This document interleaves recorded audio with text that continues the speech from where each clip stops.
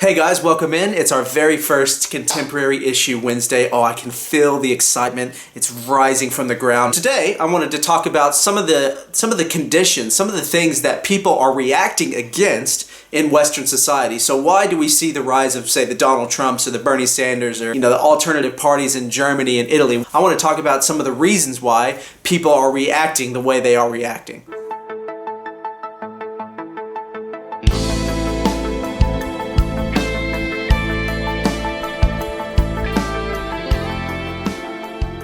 So to start off with, we have to do a recent sort of historical survey to see some of the institutions that people are reacting against and how they were set up and empowered. So after World War II, the United States, along with Western Europe, sort of went about the project of rebuilding Western and Eastern Europe and Japan. And while they were doing this, they created or gave more power to institutions that we all know today. So institutions like the UN, the World Bank, the IMF, the Fed, Wall Street, the City in London, all these institutions were either created or gained a lot more power. So the reason why these institutions have taken the place in society they have is because the US and Europe wanted to create sort of an international order based on democracy, the rule of law, liberal free market principles. At the same time, you had a huge rise, huge gains in technology. So technology in transportation, in entertainment, in infrastructure, and probably most importantly in information and internet technology. But recently, you've seen people sort of have a backlash against this international order. And so I want to sort of examine, why have we seen this backlash? What are people reacting against?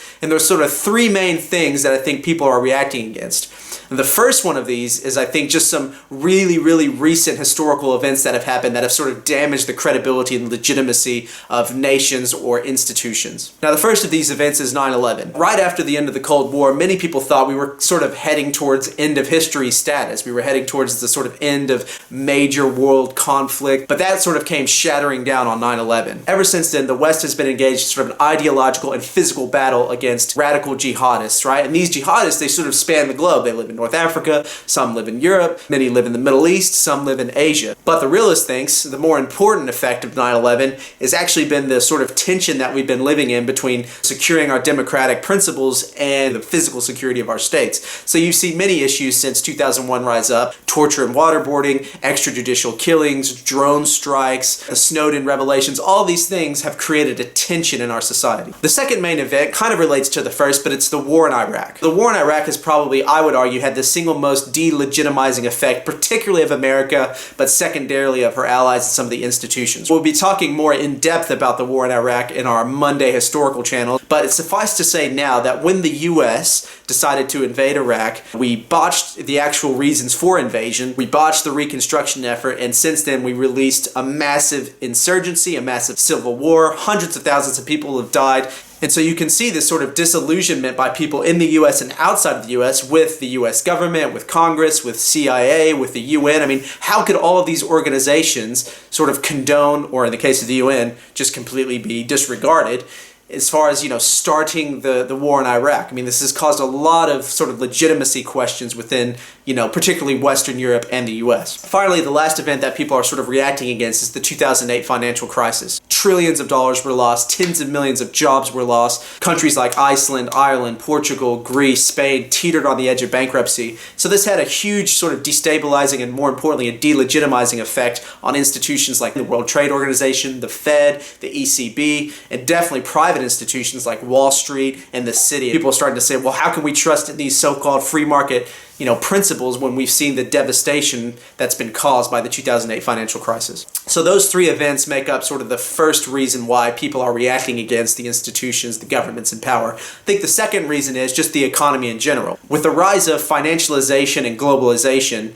what many people are reacting against is the inequality that has created. So you've all heard the sort of stories and the statistics about how much wealth, how much power the global 1%, or even domestically in Western countries, the 1% has in relation to the 99%. This massive inequality has huge ramifications for how most people perceive the fairness or the sustainability of the economic institutions and order that's been set up. And just to give you one example, wages for lower middle class and lower class people since the 1970s have actually stagnated or even gone down when you adjust for inflation or the cost of living. And so, whereas in the 1970s, a family of four could live reasonably if their mother or their father decided to work and the other one decided to stay home. But now, most people don't really have that option. They don't have that luxury. They have to be working or else they won't be able to make ends meet. So the third and final reality that I think people are reacting against is the change in the social order. So what do I mean by this? Well, there's a few things. I think the first and the most obvious is the mass migration in both Europe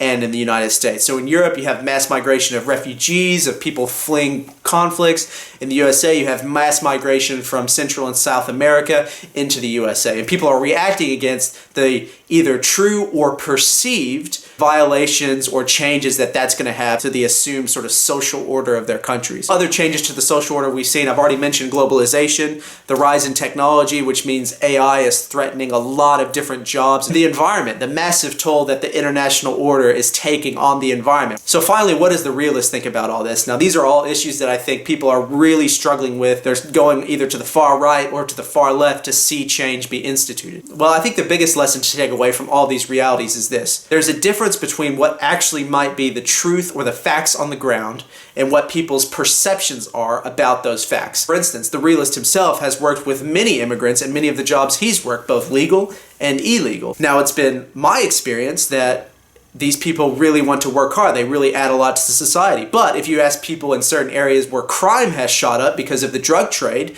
they might have a different perception. Both are true, but which one is more, I guess, appropriate to sort of give or label a whole group of people? Really hard to do that. But we have to engage with these perceptions. We can't just cast them aside and say, no, you're ignorant, no, you're not educated, or you're really biased. And so that's it for today, guys. Engage with those perceptions. If you like what you saw, share the videos. If you really like, subscribe. And remember, reality always trumps ideology.